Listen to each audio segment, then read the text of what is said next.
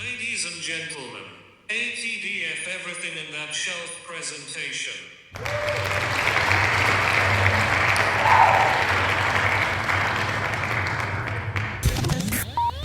You're now rocking with TDF everything.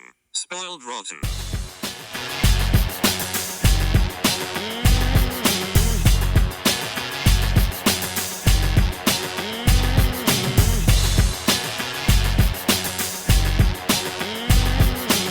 Spoiler alert. Welcome back, everybody. Hey. It's me, Daniel, And this is Ben on Spoiled Rotten. on the shelf. Boom. Yeah, we are doing Guardians of the Galaxy during this wild MCU recap or revisit. I should say. And as the audience can hear, I have a new mic. And this is the ASMR episode. I'm joking. It's not. It's not going to be. Yeah, we're doing Guardians 1. Yeah, volume 1. A movie I famously was like, who the hell wants this shit, until I saw the trailer. Yeah. I have to remember, like, now it's like, yeah, of course, it's the Guardians. Even to the point where when we were watching Infinity War for the first time, Pauline just looked at me right before the Guardians came on, being like, are the Guardians going to be in this one? And I was like, Nice. Looks like, yeah, looks like they're about to show up right now. But because that was a significant movie for you and Pauline, right? It was one of the first ones we saw together. But I mean, she liked it. It's I think everyone likes Guardian. I don't know if there's many people who are like, no, that's terrible. I feel like this movie, because it had relatively a lot lower of a fan base or a following compared to all the other Marvel projects prior to this. And, like, it's funny to me hearing Kevin Feige talk about like how big a gamble Thor was. And then to me, I was like, when they announced we're doing a Guardians of the Galaxy thing, and I'm like, who the hell cares about Guardians of the Galaxy? Give me more like A-listers or whatever. And then the bar was set so low for me. And then you're right, the moment that trailer came the first on, trailer, I was just like, oh, I have to. And like, I think it was two things. I'm up until this movie and just then following him on Twitter, I was not a James Gunn fan. I was kind of just like, I wasn't like, oh, I hate this guy. I was just like, yeah, this guy's not for me. I'm not on the same page as what he's doing. And to his own, like, he would say this himself, he has changed. So I do think with this movie and what it probably represents to him in terms of turning things around for yourself, I caught him at a good time, I guess, because I was like, yeah, this guy seems like he has changed from the stuff that didn't work for me, and also the wild jokes he was making, and just the way he seemed to operate didn't work for me. It was not. I didn't find it funny. It was very like, no. Yeah, it was very, very much an entitled, privileged kind of humor where it's like, I'm gonna say whatever I say, and then I don't have to deal with any of the consequences. I'm like, no, you kind of do, and so that's but my you're James right Gunn though. thing, but like, sorry, no, but I feel like you're right though. I don't know much about James Gunn prior to this or anything like this, but it feels like, based on everything we've seen of that, that he learned to play ball with a bigger company, or just sure, he did learn how to play ball, but I think he fundamentally changed his world views, or at least he decided to accentuate his more thoughtful side. I think before, all those jokes are obviously hiding something, and I don't need him to show us what he's hiding, but I think even if he's still hiding, he is putting more positivity out into the world than he was before, and I can get on board with that. Yep, I'm a big fan of change. Big fan of this kind of self-accountability and change and all that kind of stuff, and that's highly reflective in this, I feel. So I just was not looking forward to this. I thought, oh, what a terrible idea. I know what Kevin Feige means about Thor being a gamble, because I don't think they got it right until, I think the character, and through Chris Hemsworth, the character was always interesting, but the movies were not working. Until Thor Ragnarok. So I understand conceptually what Feige means by it's a gamble, because even if you feel like, yeah, we've got the guy, this is gonna work, can you actually build movies out of that character? Could he be a franchise on his own? Because Mhm. it's like one right now, you know, there's certain Marvel characters that were like, can they actually genuinely build a franchise by themselves? In the sense where Captain Marvel is debatable because it's like, okay, it's the sequel is the Marvels, and we're bringing in Kamala Khan, we're bringing in Photon, we're like, and it's like, is it I her think movie that's fine. anymore? And it's just I- like, you know, there's I debate. think Iron there, Man's but been the only character that's had just genuinely him his really own. be Yeah. like just him and Rhodey be the heroes. I think that's the only Mm-hmm. franchise, because if you think about Captain America, as soon as you get to Winter Soldier, it's Black Widow and Falcon. And he's had the then- Howling Commandos in the you- first one. Yeah, so I think that's fine if you're saying, oh, we're going to be Yes. adding characters. That's, and obviously we already talked about Thor. Like the first movie is Loki and the Warriors 3 and Sif. Yep. So they always have supporting characters that help them. Mhm. It's just to your point, do those characters work either? Like Mhm. and I think Guardians, it felt, I can see how he sees that as less as a gamble, because he can be like, well, if I can make Thor work for people, which Mhm. didn't work for me up until that point, but obviously people liked that first Thor movie. Mhm. So I'm sure you would feel way more confident about being like, yeah, we can do Guardians. If we can, Mhm. if we pulled off Thor, I think we can do Guardians. Mhm. I see that. I think for us, Guardians feels like more of a risk, but I understand storytelling wise why you'd be like, well, we definitely can get Guardians off if Mhm. people like Thor. And what I like about Guardians is, other than Infinity and Endgame, they are off doing their own thing. Like you don't Yep. have to tie this to anything. I Mhm. understand that Thanos is in this, Mhm. and even this time watching it, I never felt like, oh, this feels like they really had to like shove it in there. Yeah. This So like, yeah, if you're dealing with two of his daughters, why not show him? Yeah, and you're dealing with this this partnership between Ronan and Thanos, that agreement, whatever it is. But I mean, it makes sense to show him in there. I get that James Gunn would be like, yeah, that's not my choice, and he'd be bitter about it and all that kind of stuff. But I'm like, yeah, you're in an MCU movie. Like this is everyone this is part of you. This is part everyone of you gets playing sacked ball. or You something. gotta Yeah. exactly. You gotta. Kevin Feige is gonna come in there and like, this scene has to be this way, and I'm not gonna tell you why or something like that or whatever. And I'm just like, okay, cool.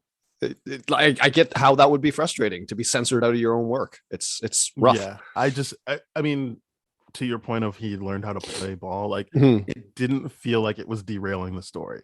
Yes, absolutely. It actually, for me, kind of added to the tension, because it's like you get a sense of Thanos. I keep wanting to say Thor. You get a sense of Thanos, but then like throughout, like even when Ronan's like, I'm gonna kill Thanos, and he's like, Nebula, are you gonna like try and stop me? Like Mhm. it is like creating these tensions within the story that like Mhm. Thanos is looming over, and that it's not just a name you hear. You see Yeah. him, you Mhm. see how he interacts with people. So for me, if it was shoved in there, and Mhm. I feel, and I meant to say saddled with stuff, not sacked, but yeah, Mm. it was shoved in there, but I think he pulled it off in terms of me not feeling like, oh, why was Thanos in this? Yeah, it definitely worked in that regard, and I get where he's coming from, right? From a filmmaking standpoint, if especially if it's like, hey, this is your franchise. I don't know if he was given the keys to this Guardians franchise at that point in time, but obviously we know that Gunn is Guardians at this point. So yeah, there's some awkward stuff about that, but yeah, well, yeah, for But sure. for all But intents and purposes, at Yeah. this point, yes, James Gunn is the Guardians. yeah, but what we have in that regard was, God, oof, I think I kind of lost my thought there. Sorry. That's all right. But what, just to give more background about Mhm. the Guardians, I think it was a property they were excited about, and I think I understand why. As I said, they can just kind of operate on their own, and I Mhm. think that's why they were probably excited to diversify and not have all this Earthbound stuff going on. Right. Because yeah, I think her name's Nicole Perlman. She wrote the initial script, and then Mhm. James Gunn kind of Tweaked it. hijacked it. Mm. I don't know about that. I think there was some shittiness there, because I Right. don't think they necessarily get along. I Mm. think unfortunately, yeah, he kind of stepped in and did his own thing. Right. But what sold everybody on the Guardians wasn't James Gunn. It was Nicole Perlman's script. Right. That's what got everyone excited. And I know that Joss Whedon was very instrumental in getting James Gunn on the Guardians. But yeah, I think some of the attention, and that's probably because we got a completely different story with James Gunn, or maybe I shouldn't say story, but maybe a different focus within that story when James Gunn took over. But yeah, he did take over in that sense. Yeah. I think my thought came back to me about like Gunn being a little bit unhappy with the Thanos scene, in the sense where it's like, okay, if this is my movie that I'm directing, and you're telling me there's no plans for my characters to face off with Thanos directly in this movie, it's going to be in someone else's movie. I have to set something up for someone else. And like, I get why that would be a concern. It's like, from a movie making standpoint, it's just like, wait, like if I was to watch Guardians 1, 2, and 3, assuming that, well, I mean, knowing that 3 doesn't end with a Thanos fight, you're like, wait, you'd be like, wait, what was that stuff that was going on with that guy in the purple chair, like the purple guy in the chair, right? But I would very, very, very highly doubt that anyone at this point in time in the modern world would be like, oh yeah, that's not how that's how an MCU movie should be, or something like that, which is, ridiculous. It needs to connect together and all that kind of stuff. But it is what it is. But I could see him definitely being very, very unhappy with that side of things, for sure. Yeah. Sorry about that. I had to check. That's right. Yeah, that's right. Yeah. So yeah, I think the only reason I think it works is because it is still setting up Nebula's kind of her end game, which was correct. I hate what Thanos did to me.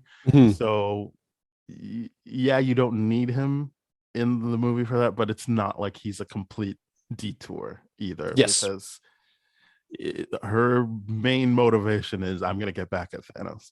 Right. And you need I think even moments where like he'll say something and she'll be like very like facetiously like, oh, thanks, Dad. Like I feel like it's good to see that interaction with them. Yeah. Before Infinity War. Well, especially in that throne scene where he's like, where he just blatantly just tells Ronan's like, and what's worse is you isolated my favorite daughter in front of Nebula, and then that's where Nebula's like, thanks, Dad. It was like, yeah, okay, that's rough. That is a rough thing to hear, but I mean, at this point, it shouldn't be a surprise to her based on how she's been. Well, I think that's why she delivers it the way she does. Exactly. As opposed to it being a moment where you see her being genuinely hurt. I think it's just another paper cut. Yeah, she's just like, yeah, it's this is normal. You've been doing this my whole life. You've done way worse. And thanks for adding that to it. Great. Fantastic. So I think the strength of this movie, as we've kind of been talking around, is I feel like I genuinely get to feel what is motivating these characters. Like I care about every one of them. I care about Rocket the most, but I care. I think, and that's what I like about Volume 2, is that they deepen how I feel about the characters in Volume 2. It's not just like, hey, let's play the hits again. Like I feel like they're taking it further. But this first movie, I think by this point, people have heard our Eternals episode. I think because it was a pared down roster, like just the 5 of them, you had time to actually spend with them. And sure, I'm not saying I don't think Gamora was used properly until Infinity War, but and unfortunately that's the one where she dies. But up until she died, I was genuinely like, wow, I am really in on the Gamora storyline right now. So not everyone gets the same amount of care, but I do feel like care was put into every one of them. I agree. In situations like this where you have ensemble movies, obviously some characters are going to get more screen time than others, or more attention from a writing standpoint than others, right? That all makes sense to me, and you're right.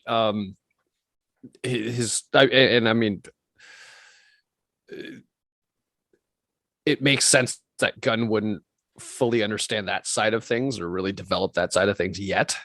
Maybe if to you me, know based on his past, personally, yeah. To me, so I'm like, that tracks, that it was underdeveloped or under directed or whatever you want to call Zoe Saldana's role in this. But yeah, it is. She was underutilized in this movie for sure. Yeah, I think she's got a note that she can use, which is, I'm not going to fall for your tricks, Peter Quill. But I do think that pelvic sorcery. Yeah, the pelvic sorcery.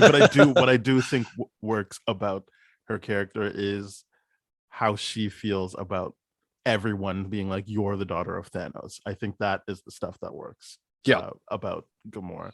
Yeah, but she's so like, don't put that on me. Like, no, he's not a father to me. Yeah, and it's not until like in Endgame where we find out it's like, oh, that's you had no choice. Like, otherwise you watched your whole planet, like half your planet, sorry, get slaughtered. In or this, didn't watch. But again, finding what out, I like about it is that in this movie she says he killed my parents in front of me, and I know that in the movie he's distracting her, but it is still her parents being killed in front of her. Oh yeah, absolutely. That's something that you don't and see as a kid, but as an adult, you're like, yeah, you totally did that. Like, yeah, don't gaslight me about that. You totally killed my parents. Yeah, I think it works that she has like both daughters in quotation marks have this like seething anger for Thanos, and I like that it's different stuff, because it seems like Nebula may have got on board if he didn't treat her so poorly, versus we know later he does love Gamora. Otherwise he wouldn't have got the Soul Stone, but like he does love her, and she just it doesn't matter because she fucking hates him. I like that. I like that it's not just the one note of like, no, he does, he treats people poorly, there's no ifs, ands, or buts about it, but like he thinks he's being nice to Gamora, versus he doesn't even care to put on a show for Nebula. Yes. Yeah, like obviously his perspective in all this is warped beyond belief, but you're right. In Thanos's perspective, he is showing Gamora love. I mean, yeah, if that's not like, I'm not saying like, oh, it's like I feel bad for him. It's just I understand that this movie plants that seed for it to pay off in Infinity War, that you can see the two daughters both hate him and you understand why, but they have different, he has taken different approaches with them. Yes. I think one of the things that's very, very interesting now at this point in time to compare to is like basically Wenwu, and how Wenwu and treats Shang-Chi and his daughter and all that kind of stuff, and with their motivations against not only each other, but like to their father and all that kind of stuff. Is like, we do not agree with this whatsoever, but do they actively hate him as much as Thanos? I mean, as much as Gamora and Nebula hate Thanos, that's obviously scale needs to be taken into consideration. And what Wenwu got Shang-Chi to kill one person versus like obviously has got Nebula and Gamora to kill like populations of people against their will, right? And has like killed them over and over, basically. Exactly. Yeah. Like destroyed them, torn them apart, and all this kind of stuff. Versus like Wenwu is basically, he's not trying to destroy his kids. He's trying to be like, listen, he is, but he's not trying to. Yeah. Well, yeah, he's not trying to destroy it in that sense. He's like, no, it's time for you to stop being this, and you need to be what my vision of you needs to be. And that's destructive in its own right. But this, on this scale, is like, no. Nebula, you lost that fight. We're going to replace your arm with this cybernetic thing. And like, it's just on a different scale altogether. But it's one of those things where it's like, this does it very, very well. I think Shang-Chi does that hatred towards the family a lot better in that regard. But this is, you feel it. You feel everything about it. Because every time I think to the prison scene where she gets hit with something from one of the prisoners, and then they're all like yelling at her, it's like, you're Thanos' daughter and all this, and she just looks at the ground immediately. It's just like, she's embarrassed by that. So there's deep rooted shame in that. And I'm like, yeah, she hates Thanos. Yeah, and it's great. That she's at a low point, but it can get lower once people start being like, you're Thanos' daughter. Yes. At least she could hide in some obscurity and not be known in that sense within the Guardians. Except for Rocket, obviously, who calls her out immediately. And But Drax. like, yeah, Drax as well. Yeah. But like Drax Peter will not really not knowing let her anything. forget. Yeah. Yeah, Peter Um, not knowing anything about that at all. And you're right. The motivations of how they stick together, I'm like, yeah, that makes perfect sense. It's like, yeah, you understand. It's kind of like Drax is like, well, I'm here so that I can guarantee I get to kill Gamora. Yeah. And Peter's there so that Groot and Rocket can guarantee they get to collect on him later. And then obviously through the adventure, Mhm. they become a family.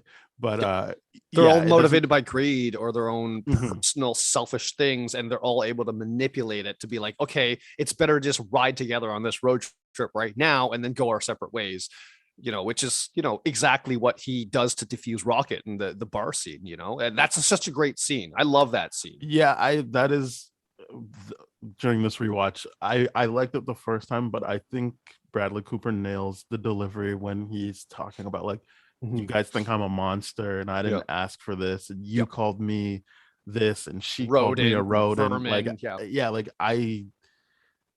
I think that's why he's my favorite character. It's just like there's so much pain there, and he's just like, he doesn't even know what he is. He just knows, don't call him that.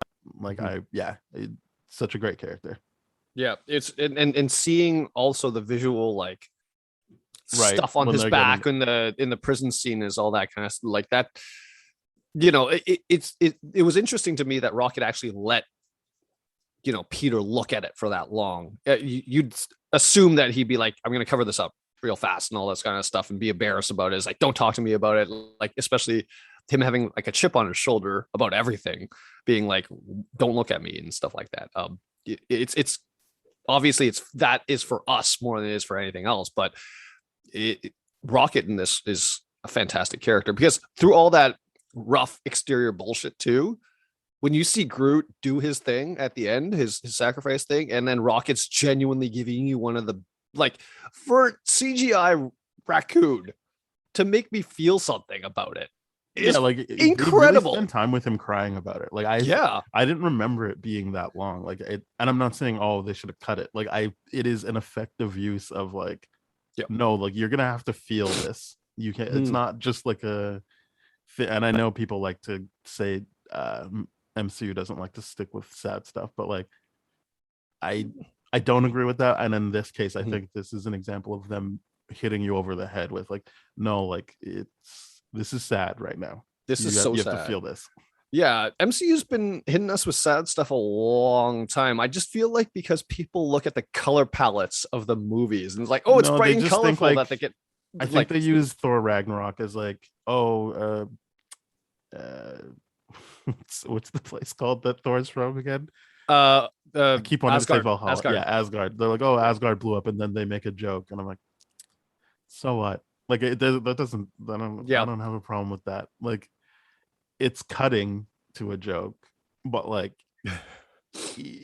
the more important thing to understand is that they took the people off of Asgard, and the whole movie was leading to Asgard is a people, not a geography. So like, yeah, they might feel like a bit of decompressing with the joke after they get away from the people dying. And so, and then you still end the movie on, and now they're right in front of Thanos. So it's not like they ended on a joke. They very much ended on holy shit. Like, this is worse. So again, I don't agree with the whole, they just like to make jokes and they don't stick with anything. Like, that was just a nice roller coaster they put you on there. And but with this, I think James Gunn does it 2 times where he's like, no, just stay with this sad feeling right now. And both times I'm thinking about are rooted in Rocket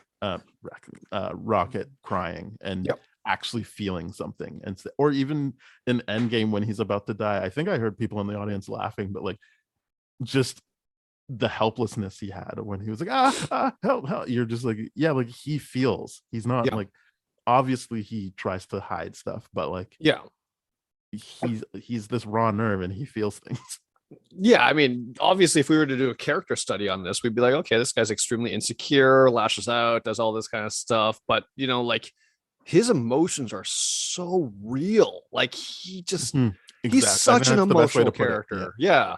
He's such an emotional character. Like when you obviously and me having a lot of these similar tendencies, the idea of like, okay, we're just gonna make every fun of everything because we're feeling insecure right now. Like that makes a lot of sense to me. And I'm like, that's why that character works so well, because I'm like, how could that character be anything other than that for what he's been through, the pain that he's endured, and then the fact that his best friend is a tree that says I am Groot. Like that's it.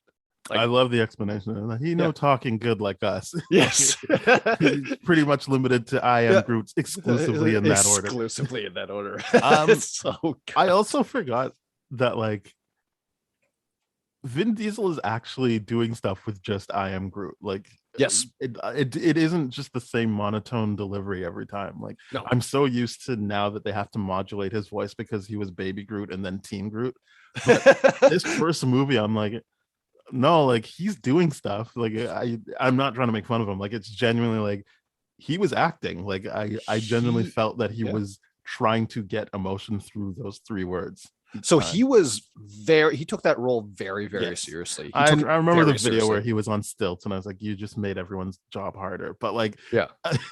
yeah, He did. Yeah. he took it seriously. Yes, and he did do the voice in I can't remember how many ever different languages. He did a He ton cared. of different languages. Yeah, I don't he think he cared about ever let anyone dub his voice for the I Am Groot stuff for different languages. So that like good for him. But I mean, that was wonderful. I think looking at the Wikipedia now, apparently one of the quotes from an interview was that the reason why he put so much into this performance was because this was like pretty much not immediately after, but like after the death of Paul Walker from the Fast and Furious. And he was like, it's the first time he came back to dealing with human beings after dealing with his death. Mhm. So he wanted to play a character that celebrates life. And Groot is exactly that. He celebrates life. He, does all those kind of things. He's a fun character. Like the idea of like him drinking the water from the fountain and him being like, I didn't do it. Like that is the funniest I thing in the world. remember being like, "Oh, this is gonna suck now," because I was so in on adult Groot, and I know it's a different Groot now. Yes. I understand that, but like, Mhm. yeah, I was just like, "Oh, they killed that off. Oh, it's gonna be stupid now that it's like they've got kid Groot and whatever." But like, Groot has won me over in every iteration I've seen so far. But like, Yeah. this first one, I forgot like how solid it like. Because it reminded me like, oh yeah, I was really pissed off that he was not going to be back for another one. I understand his, I guess, son or whatever is back, but like this version of Groot never comes back. His clone that's a clone. Well, I mean, I guess in my feelings, then yeah, like it's an offspring of Right. of sorts. But like, Yeah. Because the ultimate debate ends up being like, okay, well, is this an offspring or is it a clone? Because I'm going from plant physiology. And if you just cut something from another plant and then it roots, that is technically a clone and shares the same genetic material. Now, the human experience or life experience is, of course, made up of experiences, memories, and all that kind of stuff. So fundamentally, yes, we're dealing with a different Groot, but genetically, everything that you want to look at it from that perspective should be well, it's in the identical. family, but Yes, I think James Gunn has specifically said, yeah, that's not the Groot from Volume 1. we gotta deal with the teenage Groot and young adult Groot and eventually, hopefully, maybe King Groot. I don't know. We'll see. Maybe there's a possibility that we could get that in Volume 3. I But mean, yeah, at this point, I'm really hoping that we do because it's just like we gotta see it. Knowing that King Groot exists, it's just like we gotta see it. It'll be fun. But yeah, I think like Drax, he always works for me. I think I understand that people think he gets too, or they try to be too funny with him later. But if we're just looking at this first movie, I appreciate him. I think that's the only time I see that they obviously force Thanos on him, because he's going the whole movie being like, Ronan killed my family, even though as comic book characters or readers, we know it's Thanos. We know he's going for Thanos. And then at the end of the movie, he's like, well, of course, Ronan was just a puppet. Thanos is the one I have to get, which I thought was a good save. Yep. I mean, it makes sense because it clearly shows that he was always just going to deal with Ronan throughout this movie. He wanted to kill the people directly responsible, and then the person that called out the hit. So that makes sense to me. The thing with Drax is a lot of people like to laugh at it, but something that I recently discovered, and one thing I recently heard too, and especially this ties back to our Eternals episode with representation of disabilities on screen. There was a lot of people in the Autism Society that really loved Batista's portrayal of Drax, or what Drax was, because they're like, yeah, that's what we do. Like that, it's good for people to see that on screen and all that kind of stuff. So, I mean, like when I watch that now, there are certain things that I think is still funny, like the bird reflexes thing. That thing is funny. Yeah, that's clearly supposed to be funny. Yeah, but overall, I mean, from this perspective, they're not calling it autism here. They're just saying like they should either. They definitely shouldn't. But the behaviors of autism are fundamentally recognized by the Autism Society in Drax's performance, and that was really, really good from representation from that side of things. And luckily they didn't call it, oh, his people are autistic. Like that would have been terrible. Yeah, that's why I don't think they should go there, because they already assigned it to, this is from his planet. Even though in the comics he is human, but like they've changed it for the movie. But like they've definitely changed it, because I mean the guy's taken, like I remember back to the prison scene I watched, I was like, wait, is he taking full-on bullets to his abdomen and not taking any damage whatsoever? That was crazy to me. I'm like, what the hell? What's the point of those? He can take a lot of damage in these movies. And to me, I'm like, what's the point of those? He gets transformed into this versus this movie saying this was always what he was. Oh, I see. Yeah. Oh, yeah. Well, I mean, that makes sense. I don't think they were too interested in going to the full backstory. Oh no, but this is what I'm saying. Like, not what I'm saying. It's a thought I had when we were speaking earlier about like how maybe they didn't think it was such a gamble as Thor. Is that like in that first phase, you needed to do as close to comic accurate as possible, and even then, Thor and Iron Man are greatly changed up. Like, yes, Thor doesn't have an alter ego or anything like that. Like, they get rid of all that stuff, but like with this, they didn't really go comic accurate with anyone but maybe Rocket and Groot. Yeah, maybe everyone else. Well, no, not Gamora. You know. Yeah, like they've got some very key differences. Yeah. And like Chris Pratt changed everything for them, because it was supposed to be Dennis from It's Always Sunny playing Star-Lord, and James Gunn was like, that would have just been completely different. That would have been a different. Yeah. And I think it would have been good. I'm just saying he saw Chris Pratt and was like, oh, we're going to just change it to this now.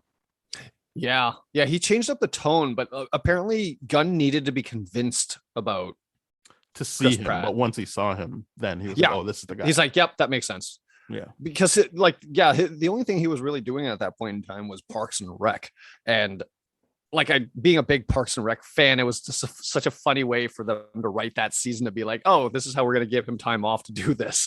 It was when they were like, oh, I just stopped drinking beer. He's like, how many beers were you drinking? Yeah, that was funny to me. It's like, oh, how'd you get so fit? It's like, I just stopped drinking beers. It was the most ridiculous thing ever. But I'm glad that the writers were at least like, okay, we got to say something about this, because like, look at the season 2 version of him trying to run the track, and he just takes off his clothes and lies down in the middle of the track. It's so funny. But yeah,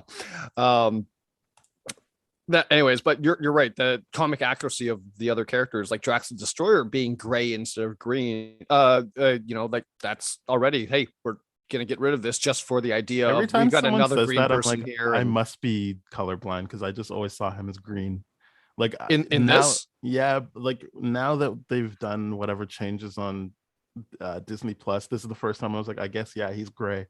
But I was just like, I don't know, I thought he was green the whole time. I've never read it as gray. You know what the funniest thing is? I always get into these heated color debates with people and all that kind of stuff, because I'm for someone that paints, I really don't believe in a lot of the other colors and the names that they have. So I'm like, no, that's gray. And people are like, I'll have Stacy, who's like Canada's best hairstylist and color correctionist, she'll be like, there's blue in that. I'm like, what the hell are you talking about? I'm like, there's no blue in that. That's just the light hitting his skin. And they're like, no. And then I'm like, oh my God, this is ridiculous.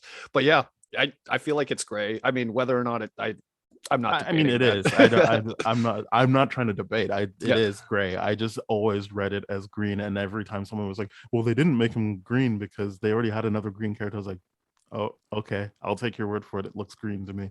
Right. And then this time, now that Disney Plus has like the enhanced IMAX, whatever, I'm like, "Oh, I guess that does look gray." Mm, Sure. mhm. Yeah, because it does change a few things there. Yeah. For sure. Yeah, and the rest of the cast is, I mean, I don't know too much about the rest of the cast and their accuracy to the comics in that regard. I just know that I had a good time, and to me, one of the biggest, weirdest casting roles in this was Glenn Close. Yeah, I forgot she was in it.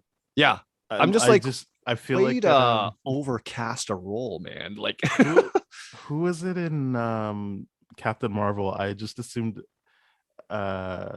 is it Annette Bening that's in Captain Marvel, whereas it's like, oh right, there's two different actors. For some Mhm. reason I'm like, wait, how is she in this? And oh no, two different people. Just Mhm. completely two different people.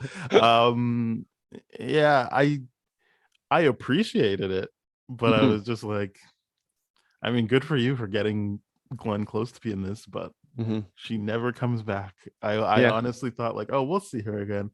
Yeah. I like John C. Riley's character, don't get me wrong, but I was like, yeah, I could see him just being in this movie. But for Yeah. some reason, Glenn Close felt like, well, they're gonna use her again, and then it just never happens. Yeah. Yeah. I mean, I don't know if this is one of those 'Cause I situations. think she's dead now, right? Like that they bombed her Whoa, whole seriously? planet.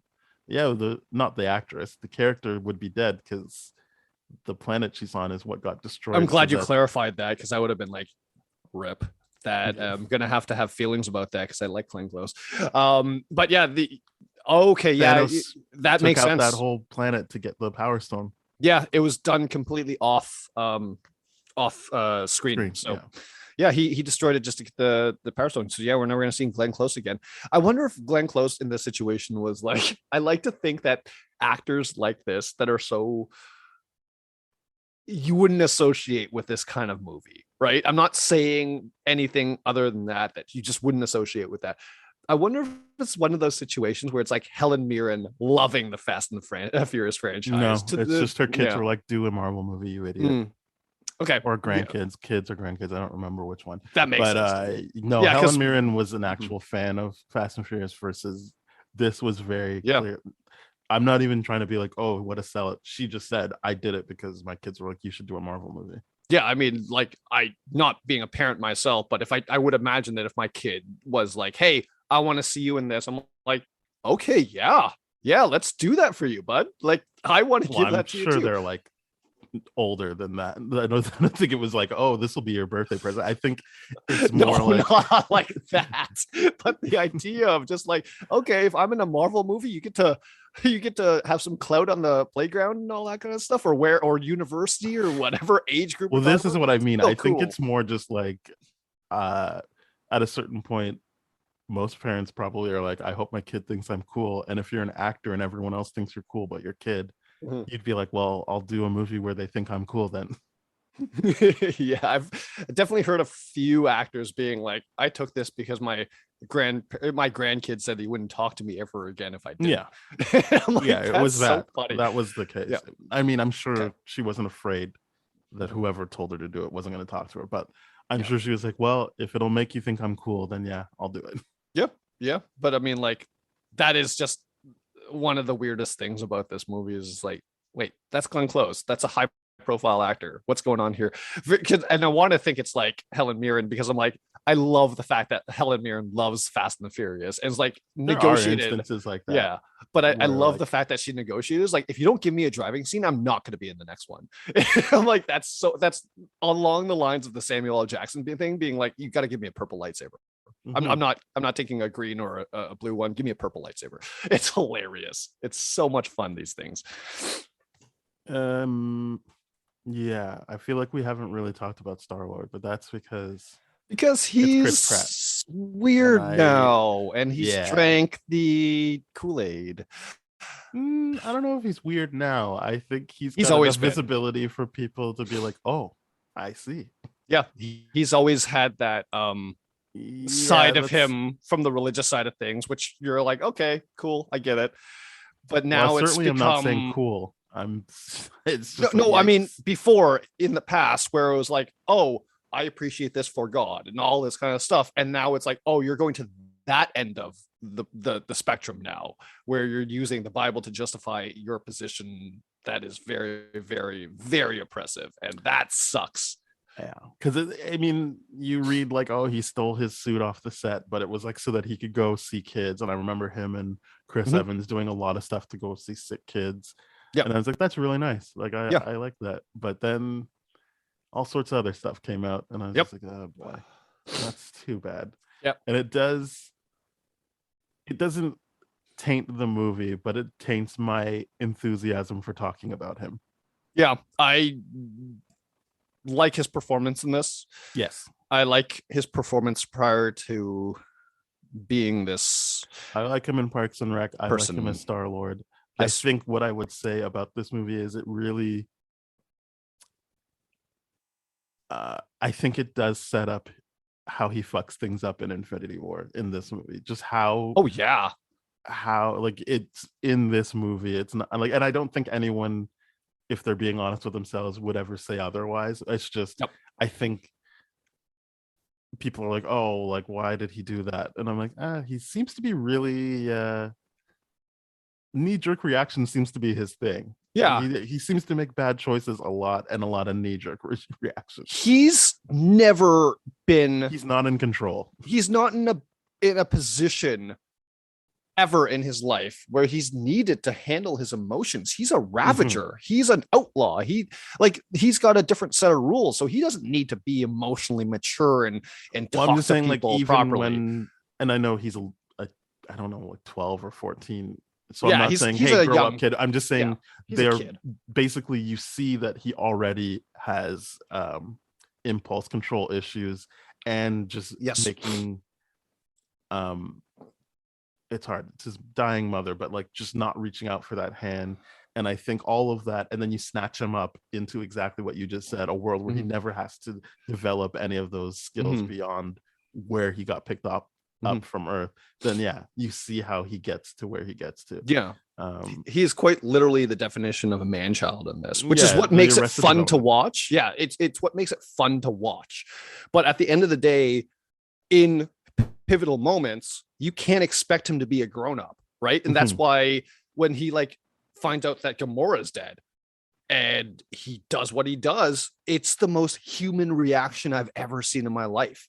You know what I mean? yeah, that's what works about it for me, Yeah. is that it's a human reaction, but it also is so true to like what Mhm. he would do, what we know of this Peter Quill to do. Yeah, because I don't know why I'm sharing this, but lately I've been like really obsessed with courtroom dramas on like YouTube and stuff like that, with like, oh, this is the wildest response, or look at what this judge did and how ridiculous it is, and all that kind of stuff.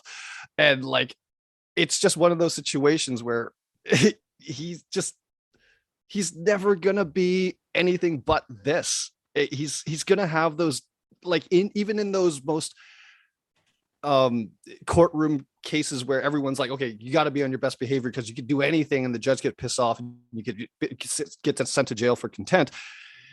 This guy he's even in that situation, which is the Thanos situation, courtrooms erupt because emotion is that strong in those heated moments. And if you find out the person that you love just got killed, you're not going to have an easy time with that, especially if you're someone that doesn't have an easy time with impulse control or handling or even recognizing and communicating your emotions in general. Mhm. So everyone's like, you could be mad at it. You're absolutely right to be mad at it. But at the same time, I'm like, so if he did do what he wanted to do, we wouldn't have gotten an Endgame either. And it wouldn't have been fun from a storytelling standpoint. I mean, the good thing about Infinity War is there's a bunch of moments where you're like, wow. Yep. Maybe Thor should have gone for the head, or yeah, maybe There's a lot of stuff that you could say Yeah, that it wasn't but- all his fault, you know? Yeah, it was a group effort that lost. Yeah, it could have been. Yeah, maybe Tony just gets over it and connects with Steve before, Yeah. so that they can have a you're more exactly right. thing. Or So- maybe Steve yes. is more willing to listen to Vision's reason, because I still really agree with what Vision said there. It's like, hey, in World War II, you sacrificed yourself to bring a plane down to prevent the bombing and all that kind of stuff of this. What's the difference? And I'm like, yeah, that's a perfectly legitimate thing. We'll get to Infinity War. I don't want to eat up all of our material. We'll be getting there. So yes, I agree. There was a bunch of stuff going on, but we're gonna be doing all of the Infinity Saga. I would say so. We're revisiting all the Infinity Saga, so we'll get there. I don't want to eat up too much of that. But yeah, that is gonna get us into a very good conversation. But yeah, Guardians. I like that they planted the seeds, or maybe it wasn't even planted seeds, just honoring what was established in this movie and later movies. They're very true to their characters, each and every one of them.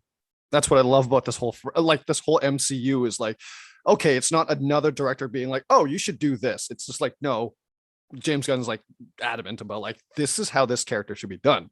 Well, they asked his opinion, kind of so I think that's what was good about it. Is that while I see that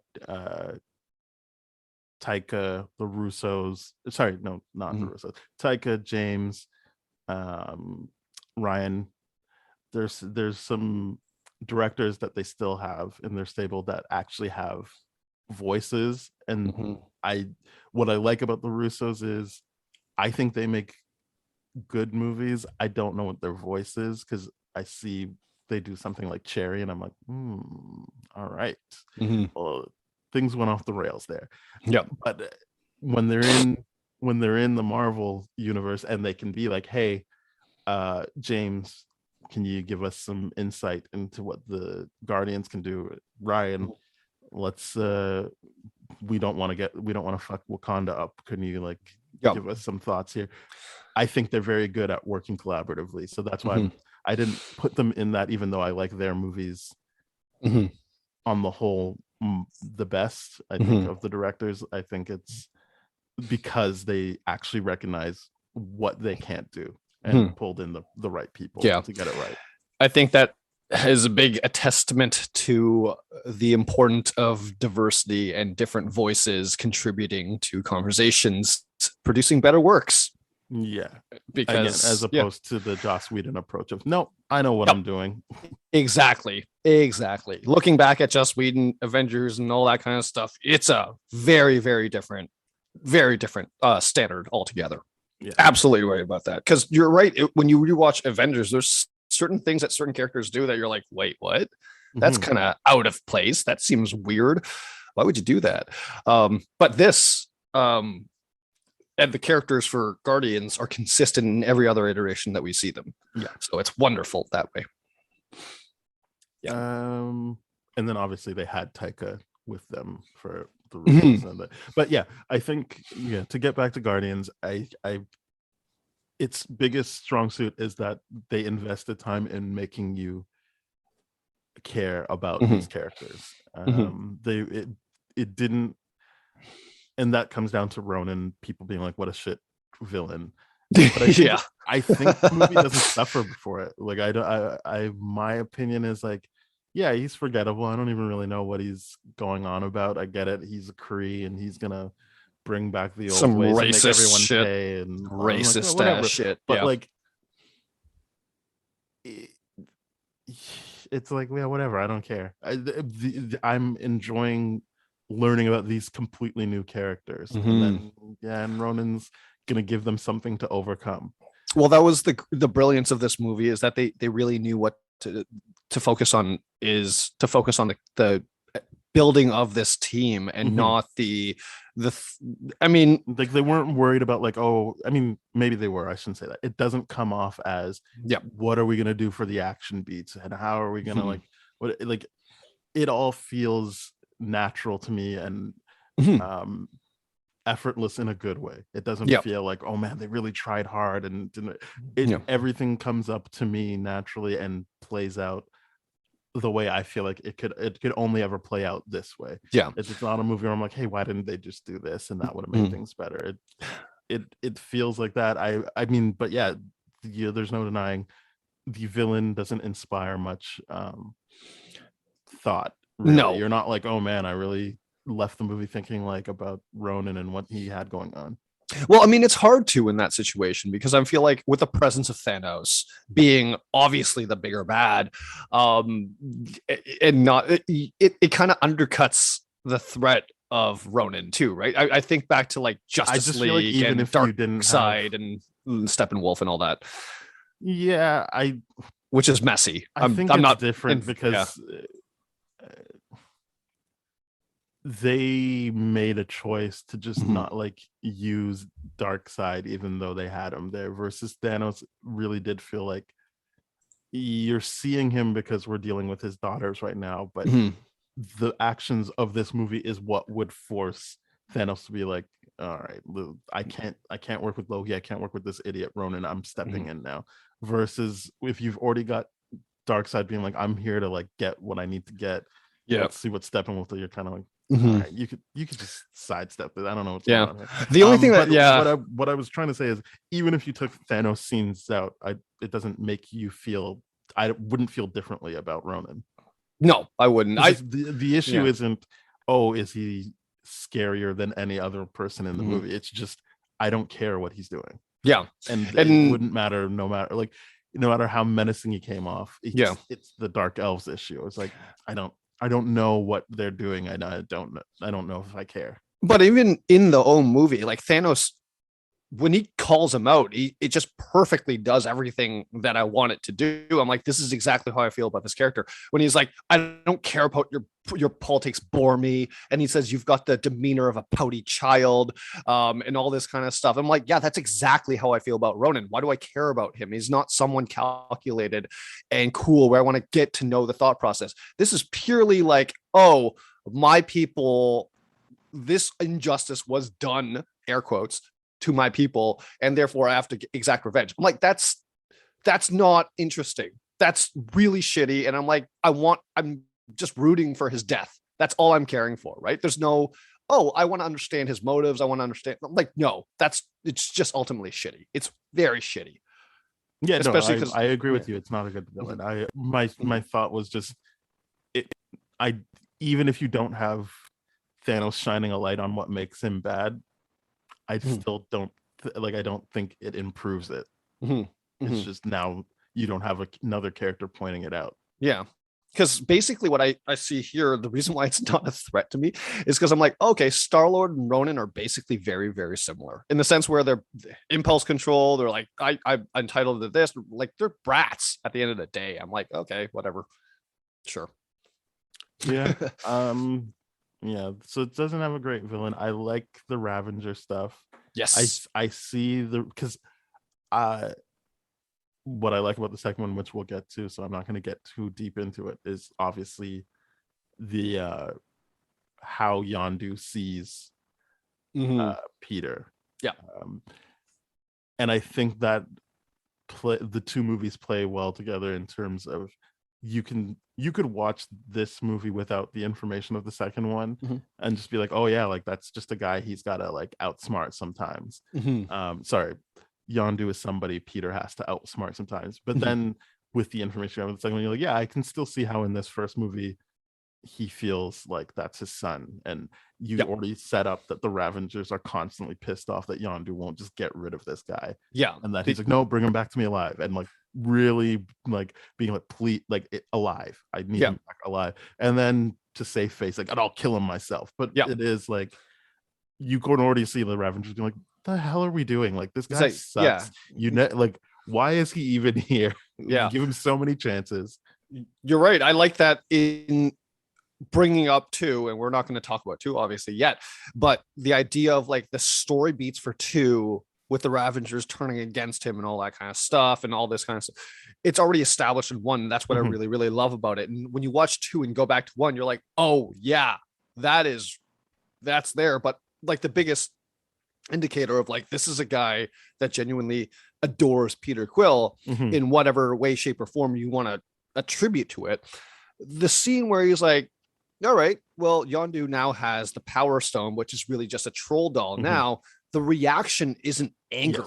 He just smiles. Yeah, like, he just smiles, smirks to himself. And when I rewatched that scene, I thought always that he just he was the only one that knew that it was a troll doll. But when you watch the extras in the scene, there's like two in the back to his right or his left or something like that are kind of drunkenly being like pointing at the stone, being like, ah. So I feel like that's their way of like, he's gonna open it. Oh my god, what's gonna happen? And then they see a troll doll, and I'm like, so he's lost face. He's completely lost face in front of everyone because that's gonna spread like wildfire and all that kind of stuff, right? The only way he can keep everyone in line is that like needle thing that he has that he can control, because that's all he does. Arrow? That threat that he's like, like when that discussion with him and the other Avager being like, you're getting soft, is happening. That's the only way it stops, is like, hey, I'm a threaten you right now. It's like, don't get out of line. It's a control issue through fear. It's not through respect. And that's where, like in 2, that turn is really, really genuine, and it works so well. It makes the Kraglin stuff work as well, which again, I don't want to get too far into, but yeah, I think the Sean Gunn character of Kraglin is great, and he is a big reason why I like the second movie, is because like they took a character like that and made me care about him too. Yes, absolutely. They did such a good job. He put in Yondu doesn't really pay off, and you have to see him reconcile that, and then even how he feels during the end of part 2. But like in this movie, you see that he's kind of like, maybe he's starting to be like, or at least I read it as like, like everyone knows I like you and I trust you, so maybe make it easier for me by just, give him something, because you're making me look bad too. It's just like, hey, I'm gonna hit you now, but just like it's not because I hate you, it's because I have to put on a show for everyone.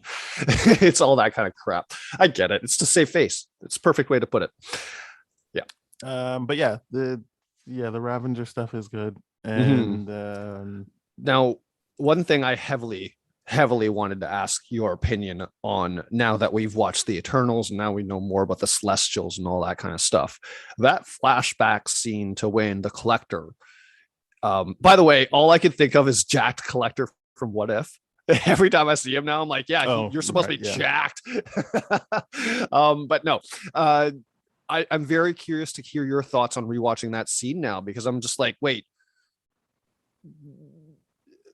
what? It kind of goes against Celestial lore in its own right? Like he's obviously Celestial with Power Stone. He wipes out the whole planet. It's like, but I thought you were supposed to birth new planets, and I thought that the planet was supposed to get to a hive mind intelligence standpoint to be able to feed the seed and all that kind of stuff.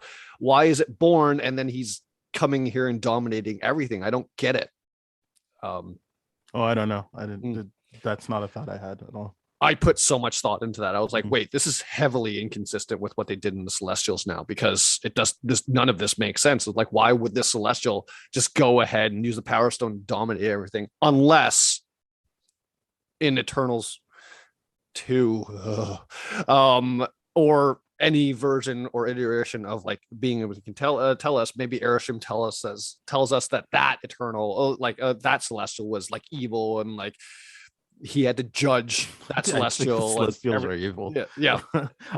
No, I'm gonna be honest with you. I will never think about Eternals again until they're like, oh, a second one's coming out, or I'm doing a rewatch. It's not that's as I said, valid. It's not a movie that really like inspired much thought from me. No, it did kind of like, all right, not resonate well. Yeah, you're right. Makari's character, fine. I just keep coming back to it, and I'm like, why was she bored then? Like, what? When you told me, when you said that, I was like, you're absolutely right about that. I could not see it the other way. Yeah, I think it was nice to watch while I was watching it. And then I was just kind of like, the more I think about it, the more I'm like, this doesn't really work for me. But I just didn't think about it. So whatever thoughts you have on it, sure. But like, I didn't care. I don't know. It was not. I didn't even think about it while I was watching. Audience, tweet us out, because I feel like what's going on, because we know that Arishem is known as the judge Celestial, right? He's the one that judges. So maybe he did judge that Celestial. It's like, oh yeah. There's this like epic scene where we had to kill him. I don't know, but whatever. The movie was already making it clear they don't all think the same. The Celestials, they kind of do Yes. their own thing. So Mhm. just because Arisham's saying one thing doesn't really mean that that's Yeah. how it goes for all Celestials. Yeah, because apparently Tiamat was like, "Yeah, I'm okay being stillbirthed. Cool, Yeah, I'm see, okay like being that's what I a mean. Like I marble think, mountain in the ocean." It's yeah, that's what I mean. Like I didn't feel inconsistent or anything because one, I wasn't thinking about it, and two, the Mhm. movie already sets up that like Arishem has a way that he wants things to go, but that doesn't mean that every single Celestial does the same thing. Right, right. It's not like, oh, there are a group of celestials with like Overwatchers or TVA with the same goal. It's just like these are the celestials. And Yeah. that's all we know right now. Yeah. That's it. Yeah. Okay. I was just being like, this seems really, really weird that there's a celestial doing this. I'm gonna tell you this. Yeah, the more you talk about it, the more I'm like, I would never want to ruin this movie by trying to connect it to Eternals. That is valid. That's valid. Yeah, let's. And who knows? Maybe the collector's intel was just wrong. You know, maybe he was just like, because that was he was just telling a story and then the visuals came, right? Yeah, Yeah. Okay. Fair enough. That could have been just like, oh, oops, mistake, but whatever. could be. I don't know. Maybe they'll all sort it out. I don't know. We'll Listeners, see. audience, tweet at us with your theories. You know, do that thing. Yeah, let's grade this. Let's rate it. That's what I meant. Yeah. I'm gonna. Are we grading or rating? It's rating. I'm gonna rate it. I'm not Okay. grading it. I'm gonna give it a 9. Yeah, this is a 9 to me as well. And it slid a little bit because of the Chris Pratt stuff, but that's me projecting. No, this is it's a great movie. It's 9. It's the only issue is to me the actual criticism I have is like they underwrit Gamora heavily. Yeah, I don't think they did justice to Gamora, Mhm. and as you pointed out, they've got this villain where it didn't seem like they were taking him that seriously because they have No. another character be like, "You're a piece of shit. I don't even need to." Do that." Yeah. So It's like, you're pouty. but the only reason I bring that up because I wouldn't bring that up if Mhm. this movie was like a 7 or something like that. Because then but what I'm talking about is now that you're getting closer to that perfect score, you are Yes. forcing me to think about like, well, is it perfect? And Yeah, we have to I think- nitpick yeah, at that point. and I think they had room to grow with Gamora. And Mhm. again, you could have the same Ronin storyline, but Mm. maybe not shine a light on how ineffective he Mhm. will be and is. Mhm. Like, just have it be part of the DNA of the movie that, yeah, like they're facing off against an ineffective person because they have so much work to do on themselves, Mhm. as opposed to just be like, well, yeah, this guy's a piece of shit. Who cares? Yeah. Yeah. He's not even the guy that Drax is really after. It turns out. Yeah. I feel that it's more nerve wracking giving a movie a higher score because you're right. We have to find more objective, nitpicky critiques to justify the fact that it's so high and why it's not a perfect 10. Versus if I was to give something a 6, I don't need to justify that whatsoever. I'm like, yeah, this is just inconsistent heavily. I see where it's got good bones, but it didn't have the meat for it or whatever. But like to give it a 9 and be like, and here's why it's not perfect Mhm. is very, very tricky. But I mean, But we did it. we did it. I mean, we like our criticisms are completely valid for a movie that's still really, really good. And in 2, they really do fix or pay a lot more attention to the Gamora issue and all that kind of stuff. So Mhm. can't wait till we review that. But We'll get there. yeah, well, we will get there for sure. Well, thank you very much for listening, everybody. Mhm. We are on the That Shelf Podcast Network. That means we're on the same network as shows like Bad Gay Movies, Black Hole Films, Changing Reels, Composers, a whole bunch of great shows. So please Mhm. head on over there. You'll find those shows more. You'll find our show. If you'd like to hear older episodes of our show, go to tdfeverything.com/spoiledrotten. Our email is spoiledpodcast@gmail.com. Our Twitter is at TDF Spoiled. We are on Apple Podcasts, Google Podcasts, Spotify, Stitcher, iHeartRadio, Radio Public, Amazon Music, a bunch of places. So Yeah, wherever you get your podcasts. yeah, and I want to say. if they're not there where you get your podcast, we missed something somehow, let us know through Yeah. Twitter or email, and Yeah. we will fix it. because it might be like you might have a new platform that's new cryptocurrency or whatever it is. I don't know. All right. Yeah. Yeah. So yeah, get in touch with us, listen to us, rate, review, subscribe, share, do all those lovely things. And we'll see you next time.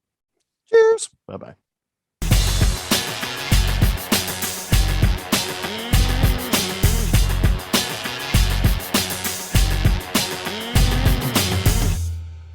This has been a TDF Everything production, brah.